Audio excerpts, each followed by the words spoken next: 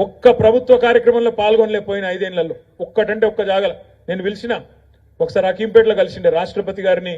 ఆహ్వానించే టైంలో కలిసినని చెప్పిన ఎంపీ సాబ్ దొరుకుతలేవు జర రా అప్పుడప్పుడు అధికారిక కార్యక్రమాల్లో రా అని చెప్పిన ఎన్నడూ కనవడలే మరి ఎందుకు నామోషం ఏందో తెలియదు కానీ ఎన్నడూ కూడా కనబడలే కానీ తెల్లారు లేస్తే మాత్రం కేసీఆర్ని తిట్టడంలో మాత్రం ఫస్ట్ నేను అడుగుతున్నా కేసీఆర్ని తిట్టుడు తప్ప నోటికొచ్చిన మాటలు మాట్లాడుడు తప్ప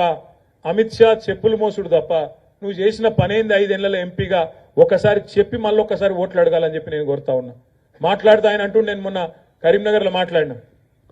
మేము ధర్మం కోసం పనిచేసే వాళ్ళం మమ్మల్ని అంటావా కేటీఆర్ నీకు అహంకారం ఎక్కువ అని తిట్టిండు అరే ధర్మం కోసం పనిచేసేది ఉంటే మఠం పెట్టుకోవాలి భయ్ మఠం పెట్టుకోవాలి ఆశ్రమం పెట్టుకోవాలి పని చేయాలి నేను అద్దంటలేను నువ్వు మంచోనివే నేను కాదంటలేను పని చేయి కాదంటలేను కానీ పార్లమెంటు మెంబర్గా ఉన్నప్పుడు ప్రజాప్రతినిధిగా ఉన్నప్పుడు ప్రజలకు కావాల్సిన పనులు చేయాలనా వద్దా